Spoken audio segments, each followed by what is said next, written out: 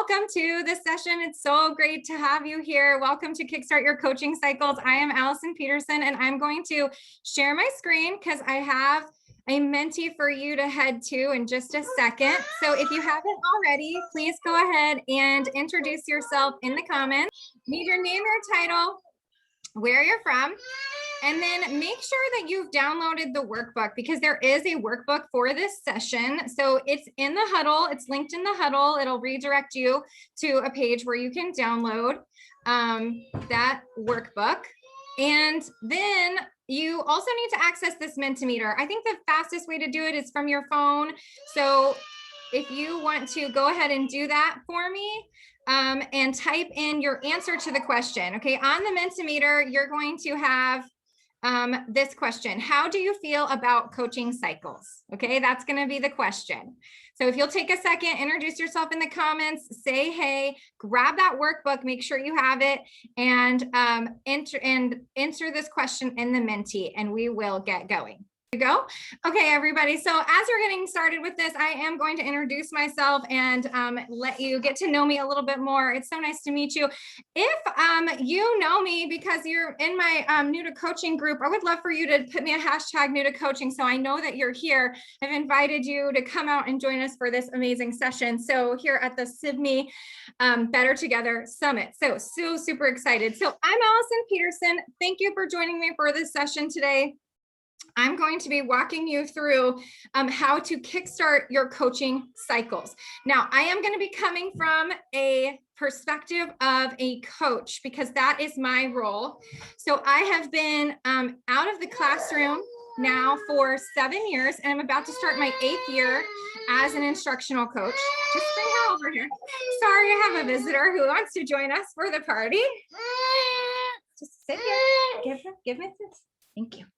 Okay, so I have been out of the classroom for 8 years. I'm actually the founder of the New to Coaching community, which is a Facebook group of new coaches where we are joining together and encouraging each other.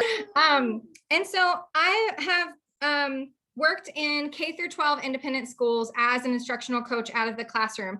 And what I've done is really actually worked with 2 different schools to launch instructional coaching programs from the ground up.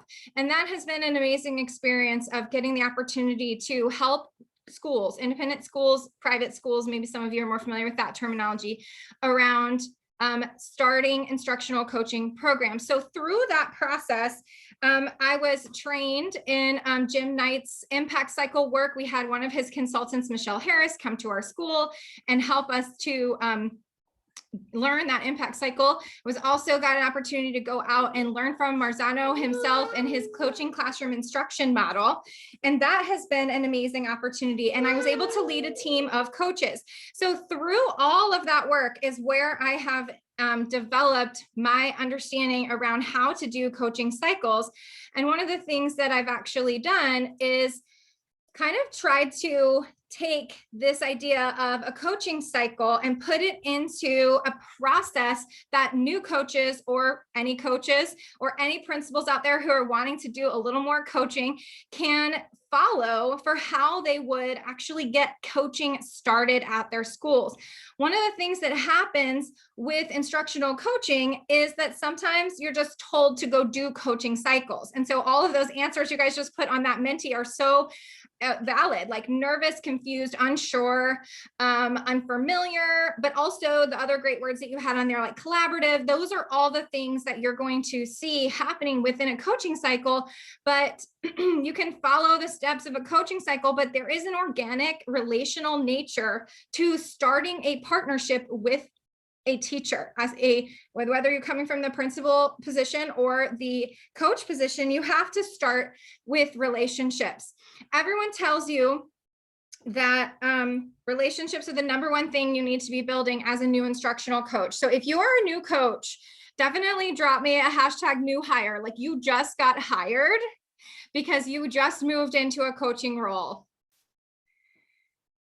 And I want to see your hashtag your new hire in there, because if you get brought into that, you are going to be you are going to be told that you need to do coaching cycles, but then you're like, well, I don't know how to start. So today, what we're going to be working through is how you start an instructional coaching cycle. Relationships are the key. So today I'm going to be walking you through in this session how you are going to use organic, intentional strategies to create the, hello friend who's joining us for this party. You're going to be using organic, intentional strategies to build relationships that convert to coaching cycles. So that is what we're trying to do today. And that's what I'm going to be showing you today is this process is we're actually anchoring to the models of the great instructional coaching research out there from Jim Knight and from Marzano and from Diane Sweeney. And those are the pieces that we are going to be anchoring to. But what I'm going to be walking you through is the step-by-step for how you do the in-between of the relational pieces that are going to help you actually get this thing started. Okay, so that's what we're going to be doing today. I'm so excited that you are here and that we're going to be getting to work on it. So here we go. Let me see if I can go over a slide. There we go. All right. So our first question, I'm hoping that you grabbed your workbook. Okay, friends, make sure that you grab your workbook and that you are looking at it, even if you just have it on a tab open in the next screen, because that's going to be the thing that you might want to follow through as I'm talking those different pages on your workbook. Also, basically the slides are shared in that workbook. So if you're like, can I get the slides? Definitely check out your workbook. So, it's great, isn't it?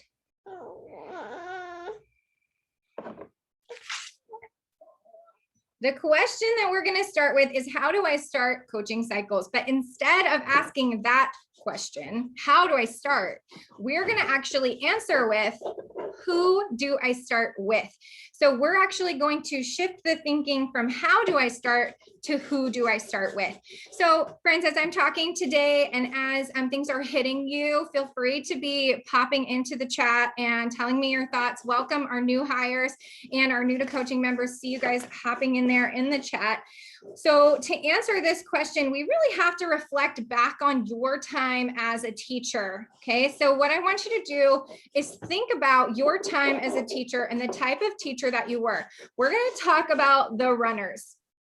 Okay, the runners. Let me just tell you about this framework that is from Ron Clark's book, Move Your Bus.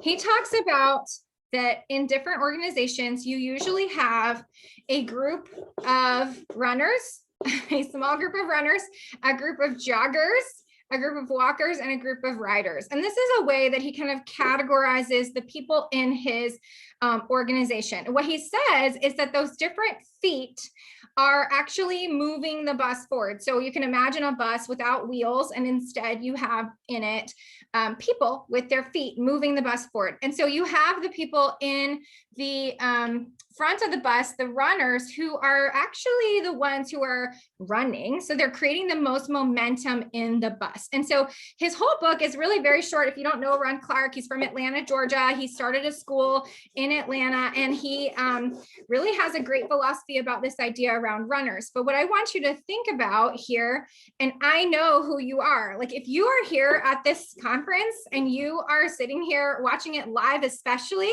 hello to our hashtag replay friends. Definitely drop us in a replay if you weren't able to make it live so they can follow up with you later. But what you are is a runner. And I know that about you because you are really interested in going above and beyond. It's summertime. It's June 22nd, and you are here on a conference call learning about coaching. I don't have to know anything more about you than that to know that you are a runner, but I do know that you are a runner in the classroom. So this is the question I want you to be thinking about here.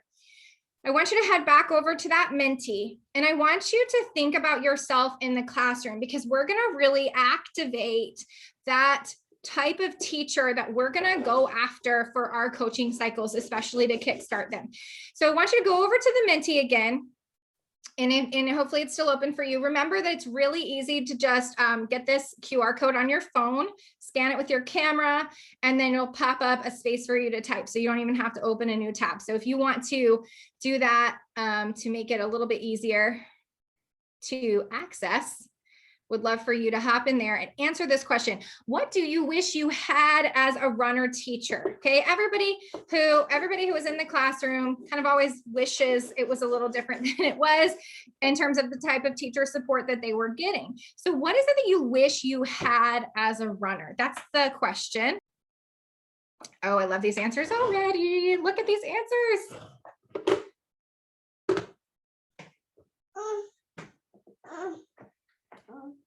Okay, excited to see me. More time. I wish I had more time. I wish I had someone to brainstorm with. Oh my goodness, I love this one. I wish I had a guide as a classroom teacher. I wish I had non-evaluative support. Yes, you do. You wished you had that. Willingness to share ideas. Absolutely. You wished you had that. This is amazing. I love these answers. Thank you for participating, everyone. Support, guidance, strategy suggestions. Yes, yes, yes, yes. You wish you had that.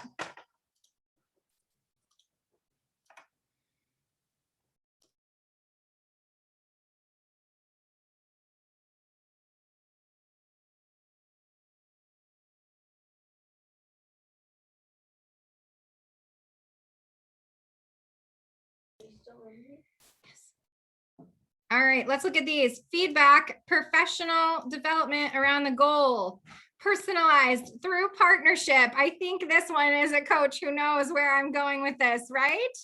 Absolutely. Okay, these are such amazing answers. Thank you. I'm trying to make them, there we go. More collaboration. Yes, you wish you had more collaboration.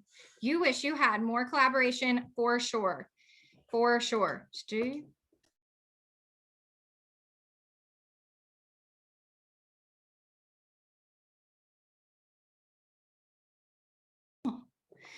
All right, friends. So let's talk about that. That is exactly what we're trying to get to. These are such amazing answers. I hope you can see more of them on here. I am making sure that I can scroll and see them. Yeah. Okay. I think I got through most of them. What is this one over here? Support to help me move forward. An action plan. Yes, you do. You are wishing for that for sure. Okay. So back over here, we're going to talk about this idea of the runners, and that they are going to be the key to you kickstarting your coaching cycles, friends. Okay, so this is in your workbook, this idea of who do I start with? You may be familiar with this chart. This is the idea of the adoption cycle. And so sometimes it's used in educational technology, and I used it there first, but then I started to realize that it has the same effect when we're talking about coaching and trying to kickstart our coaching cycles. So what we actually have here is a small group at the front end that is interested in coaching. And they're interested because it's new and exciting. And of course, I'm willing to do it. Not only are those the runners, but they're also your early adopters. So your runners are your hardest working teachers. They're the ones who you really know what that feels like to be this teacher who wants and desires partnership and wishes she had a thinking partner and wishes she had someone to help her. But she really isn't sure who that would be. And she works independently on her own anyway. So, you know, she didn't really need anybody, but she wishes she had somebody doing that work with her. And so that's your early adopter group. And that's the group that we're going to kickstart our coaching cycles with, friends. We're going to go after the runners. We're going to go after the teachers who are most interested in doing this work with you. We're going to go after the ones who are the early adopters, because you'll see that you have your early majority, late majority. That group of teachers is out there waiting to see how coaching is going to go before they decide to say yes. So your early adopters actually have the ability to create the momentum that the bus creates, like like Ron Clark was talking about, is that if we put our energy towards those teachers and start coaching cycles with them and provide them the support that they need, then we'll be able to kind of bring others along. So that really is the model that I'm working with here. The other reason that I'm working with this model of starting with the runners as your Kickstart Your Coaching Cycles spot is because it really is the place where new coaches, if you are a hashtag new hire, you are the ones who are trying to figure out like, okay, what am I going to do? Where do I start? I don't know where to start. I've never done coaching before. Like, what do they mean when they say start a coaching cycle? Let's start with the teacher who wants to work with you, who wishes she had a thinking partner. So that's the ones that we're going to start with in our model. So that puts it at the idea of runners become the momentum for you starting your coaching cycles.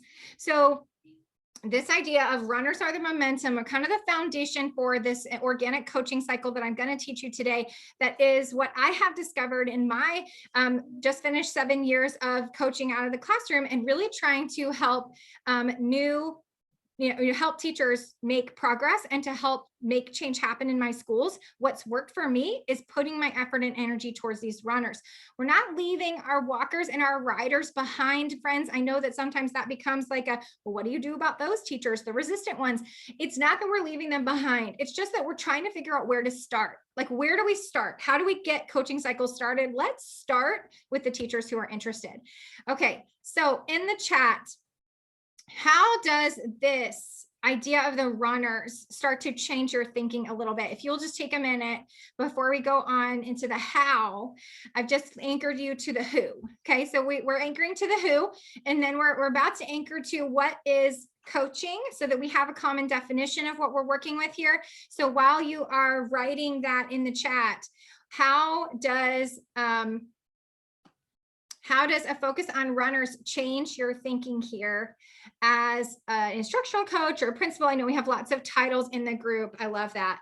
What about new teachers to campus? I love that question, Stacy. So new teachers to campus actually could be categorized as runners very often. So a runner can be a very strong instructional expert and is really great at what she does, and she's trying to go above and beyond. But a runner is really more about effort and willingness to go into learning with an open heart and open mind. That's a little bit more about that definition of runner. It's not just because they already have that expertise. So think about how you can activate your brand new teachers who have a lot of passion and excitement about this, and they're ready to run. If they're ready to run, then you are ready to go after them for a coaching cycle. So I think that absolutely is helpful here.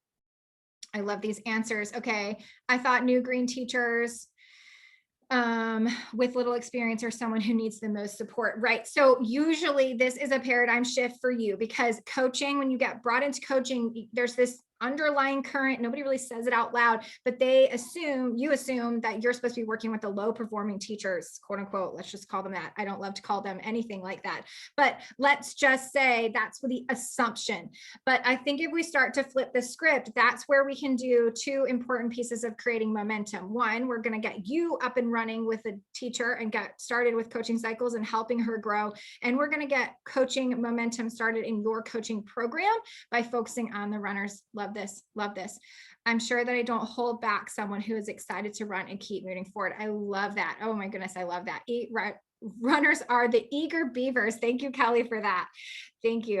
All right, I love this. Keeps you motivated, energizes you and them. Fabulous. All right, so let's talk about coaching real quick. I just want to make sure we take a minute to anchor to where we are with this definition. So I actually pulled this definition from the International Coaching Federation, and it says clients in their definition because they're not specific to education. So it says partnering with teachers in a thought-provoking creative process that inspires them to maximize their personal and professional potential.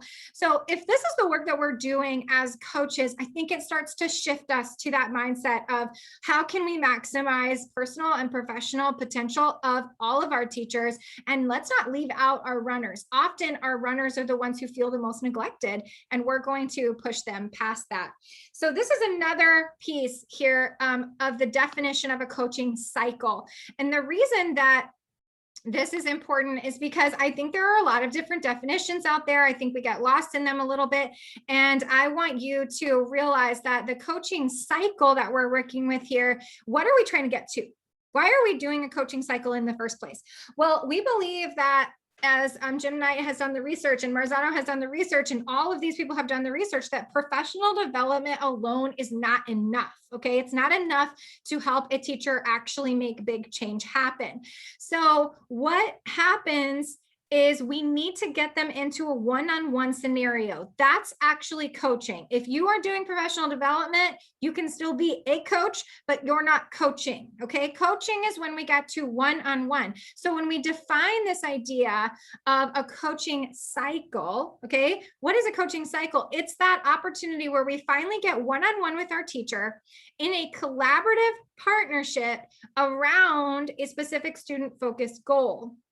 All right, let's say it again. We got a one-on-one collaborative partnership with a teacher around a student-focused goal. So we have a focus. We're not just chatting with them anymore. We are going to move from the whole group into the individual one-on-one support, and we're going to do it around a goal. So that's what we're going to talk about. That's my coaching cycle. So let's get to it before we run out of time. I have way too much content for this. So here we go. The organic approach is what I'm teaching you today. And it's not so much a new coaching model. I'm not doing anything really new here. What I'm helping you do is think about the in-between moments of between PD to getting that coaching cycle started. Like, what do you do to create that relationship that is going to convert, right? The relationship that's going to convert. I also want you to start taking off the weight of a formal coaching cycle. I have been working in coaching for 7 years now. I've never once done a formal 8-week coaching cycle. It's just not how it has worked for me. Maybe other people have been able to be successful with it, but for me, it has always happened organically through the process I'm going to show you today. So that's what the idea is here. And we'll go back to the circle. So here's the big picture before we break out around each piece.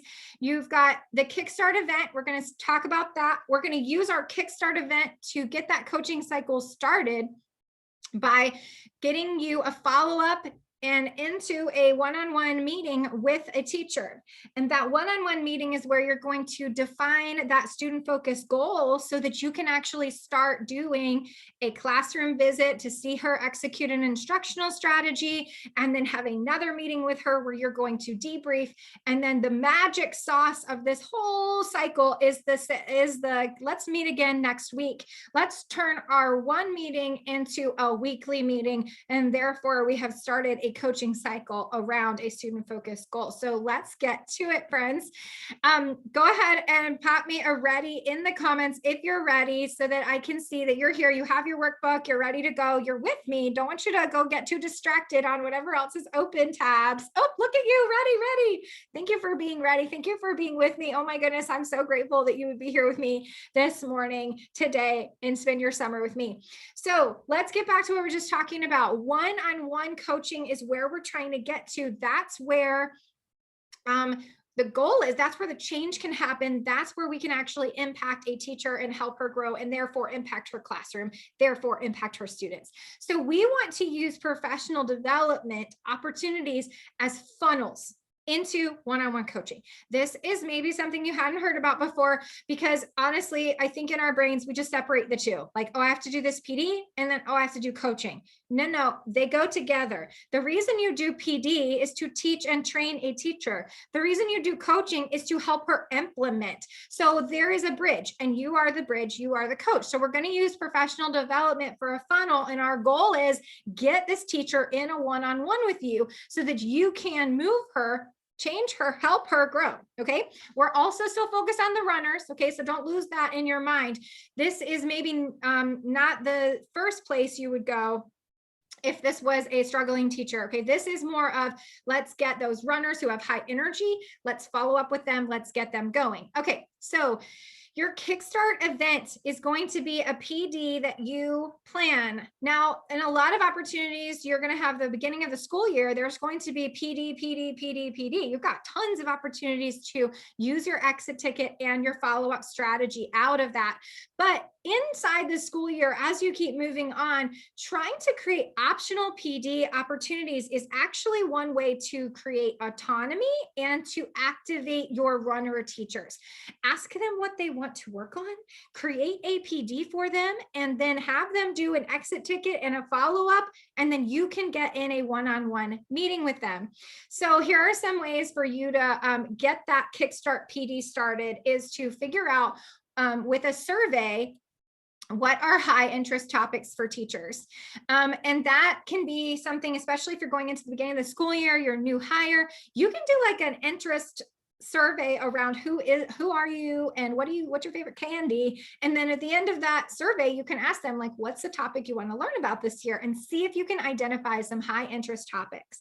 And then you can either do whole group PD around that, or you can do specialized, invite optional PD that might funnel into a coaching opportunity. And you can also take a prior PD, like from the year before, and do a level up from that, where you might do like a level 2. Like, if you are advanced at this, let's go up a level, offer that to your runners, and then funnel out of that into coaching cycle. So I hate to be talking so fast, but I feel like we're going to be quick on time here. So here we go. All right, so your exit ticket, this is in your workbook. So you definitely want to grab that workbook, because we have some exit tickets. You are a good teacher, and you know that an exit ticket needs to happen at the end of your lesson. So of course you would put that at the end of your professional development.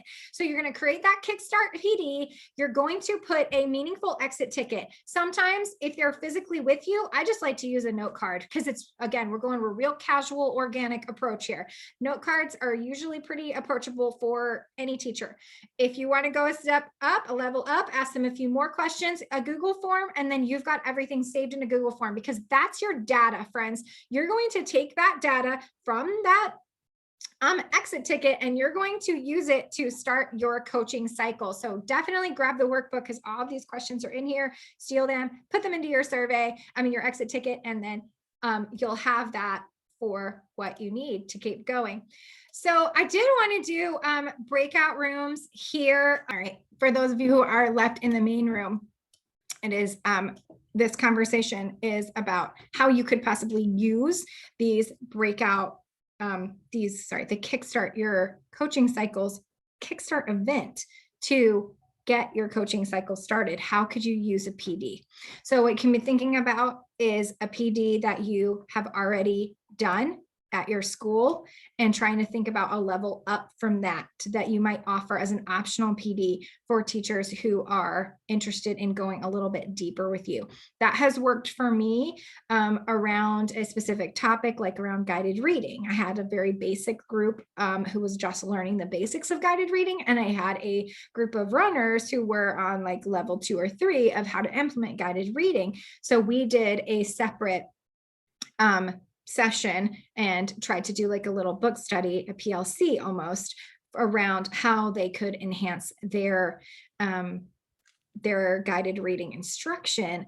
And that was what gave me an opportunity to work more deeply with the runners, and then funnel them into one-on-one coaching for each of their individual needs. So those types of approaches can be really helpful when it comes. Right, definitely, as you're coming back into the group, the main room, put something in the comments about how you might be able to use this idea of a Kickstart event strategy to funnel into coaching. What is your takeaway so far? What's been most useful to you so far? So if you'll put that in the comments for me while everyone's joining back in, they should be coming back shortly. What has been most useful to you so far in our conversation about this coaching cycle? There we go. All right, we've got everybody headed back now. So as you're welcome back. As you're coming back into the room, just take a second and go into the chat and tell me what's most useful to you right now so far, or from the breakout, something that was most useful to you. So put on most useful for me, and I'm going to start working our way through this next part of our coaching cycle. So the key to that exit ticket. Okay. So I see some of you are saying that exit tickets, cannot wait to use those exit ticket questions in there. That is the real key. That's your takeaway. Okay, good. So exit ticket equals follow-up. All right. So here's what you're going to do next. You're going to actually take the data from that exit ticket and use it to get yourself a one-on-one meeting with a teacher. So one of the things that happens here is this approach to organic follow-up. So the best way that I've done this is to realize that you need to know a teacher's schedule. If you want to get a one-on-one meeting with her, then you need to know her schedule. Okay. So that means that you've got to think about when she might be free and when she might be free for you to meet with her. And so go in, look at her schedule, and then also identify like, okay, not only is this a good meeting time for me because my calendar is free and her calendar is free, but this could be a time where we could meet weekly. Okay, you want to go ahead and have that forethought. Go in, look at her schedule, look at what she wrote in the follow-up, prepare yourself for a follow-up meeting. Now, this follow-up, first of all, there's a difference between a follow-up and a meeting. Okay, so we're talking about a follow-up first. The follow-up could happen in the workroom. It could happen in the hallway. It could happen at recess. All it is that moment when you're like, oh my goodness, hey, how are you? I loved that you said this on your exit ticket last week. It was so great. Tell me more about what you were thinking. Like, it is just a short thing. If you walk into her classroom during her planning time, you might just quickly say like, hey, I know you're busy. I just wanted to say thank you for coming to my professional development. I saw what you wrote on the exit ticket. I thought it was so great. And then try to get from there to not having this whole conversation right now. That was just a catch up. That was just a, hey, follow up. You want to try to get her scheduled for that meeting. That's going to be the longer, deeper dive meeting where you're actually going to get that one-on-one. And so you do that by knowing her schedule and by saying like, oh yeah, it'd be so great if we could talk about that a little bit deeper. You know, I know you have specials on Tuesday at 1 o'clock. Do you want me to come and we can meet on Tuesday at 1 o'clock about this a little bit more? Yeah. So you are intentional with your follow-up, with your exit ticket data, with realizing I need a time where I know I can meet with her. Now, again, when we're working with the runners, we're working with that early majority. So you're talking about a handful of teachers, like 2, 3, 4 teachers. We're not going after every teacher in your building with this approach. You're intentionally following up with them. You know their schedule. You're asking for a meeting. That meeting, then that's the organic piece of it. Like you catch them casually, you ask them, oh, you want to talk about it more? Let's meet here. Then you schedule that meeting, you go back to your office, you send them a calendar request, you send them an email, you give them that formal time. And then you follow up with them a couple days before and you're like, hey, are you still free to meet Tuesday at 1 o'clock? And you try and do that in person as much as possible. The organic approach is in person as much as possible. If you are a district level coach who is working with multiple buildings, like you might be able to use a text message or, email if you have to, if that's like the simplest thing that you can do. And then you get yourself into this meeting, right? So now you're getting yourself into a coaching conversation. So let's talk about these coaching conversations. Jim Knight talks about 3 different types of coaching conversations in a lot of his books. I'm pretty sure this was an impact cycle for sure. So he talks about the idea of a directive approach to a coaching conversation. That's like a direct instruction where you are helping a teacher learn something new. That's not this meeting. Okay. We're talking about runners here. So we're definitely working at a level up. Jim Knight talks about a dialogical coaching approach, which is a conversation between 2 partners. And then he talks about a facilitative coaching approach, or which is when you have questioning strategies and you're really allowing the teacher to do all the thinking. So in this, thank you for loving Jim Knight. I do too, Kelly. I definitely love his work. So So these different approaches in this meeting that we're about to go into, we are talking about a dialogical or facilitative type of conversation where you start asking her questions to get her talking. She's agreed to a meeting. You're obviously going to spin right off of that PD that you did. And you're going to be like, hey, we talked about guided reading. Tell me more about what you're thinking. Hey, we talked about the workshop model. Tell me what you're thinking. And you do ask her these facilitative questions to get her thinking about her students and narrowing her focus on what she might want to work on. And then you help her identify an instructional strategy in that conversation that's going to meet her needs. Now, ideally, it would be the one from your PD, but it might not be. It might be something totally different. It might be something totally different. And that could be what you get to in this conversation with her. So on your workbook, there are these questions, and a lot of them are kind of spin-offs from Michael Bungay-Stanier's 7 essential questions that he talks about in the coaching habit.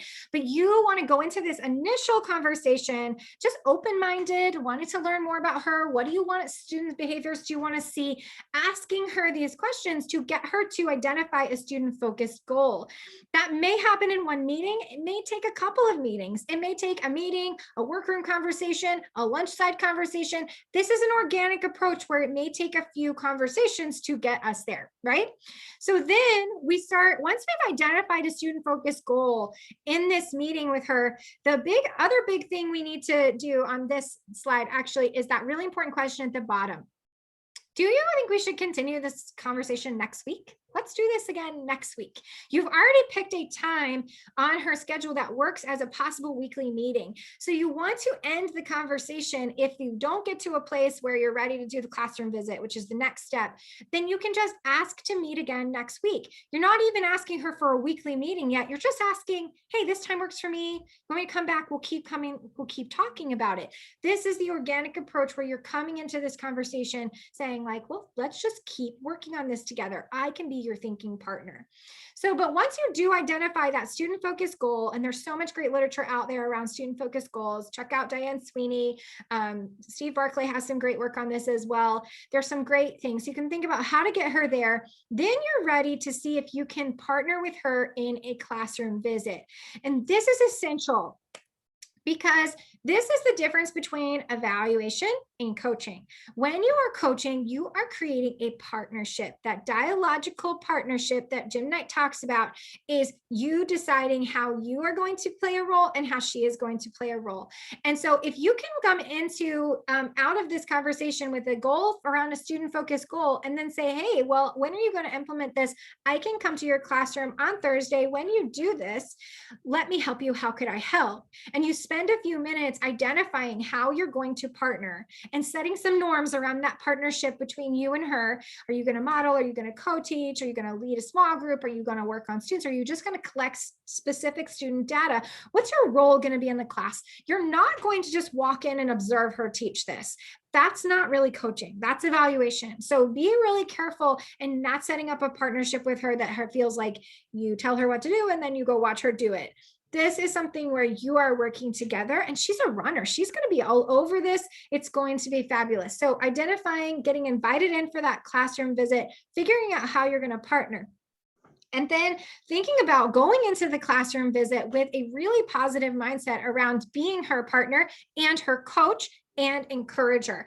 Okay, so that's what we do with the next piece of the cycle here. If we go back out of the classroom visit, immediately after that classroom visit, if you have the privilege to go in her classroom, is to give her encouragement and praise. As you know, as you think back to being a teacher, it's nerve-wracking to have someone in your room, whether it's an evaluator or a coach or a peer, it doesn't matter. And your immediate response is like, well, what did they think? Oh my goodness. Tell me what they think, but you don't want to know, but you want to know, right? So you as a coach need to organically be sure that you are encouraging her and giving her that coaching with encouragement along the way, because what happens here is what happens here is you can actually really deepen that partnership, because she's going to see you as somebody who is going to encourage her and give her that feedback that she's desiring. And it may be there is room for constructive feedback, but that comes in a minute. This right here, right out of the classroom visit, this organic piece is the encouragement. So think about ways that you can encourage a teacher right after you visit her classroom. So then how do we turn this into a coaching cycle, friends? We do this by kind of making this a rhythm with this teacher.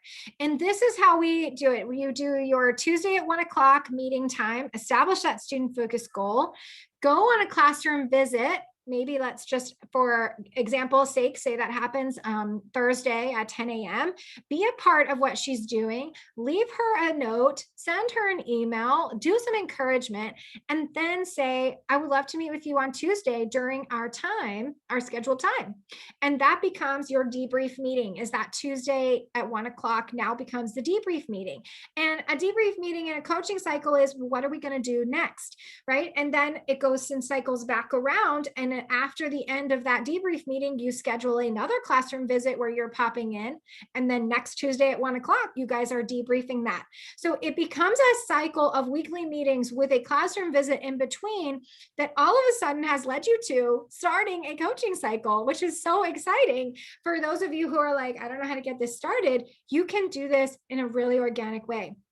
So we're running close on time. So I am going to give you in the workbook, we have some questions that you can use in that debrief meeting. Again, anchoring to Jim Knight and his work in the impact cycle. You have some really great questions you can use to get her thinking.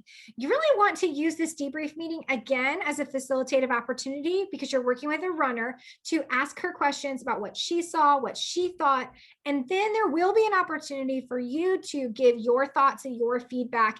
And it will happen in this meeting organically if you let her do most of the talking.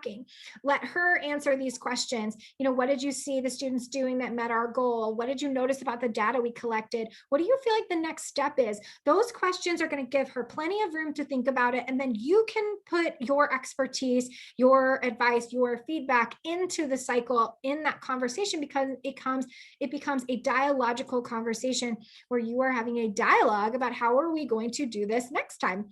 And that is where your coaching cycle comes around. So before we leave, I really want to encourage you in this important piece, okay?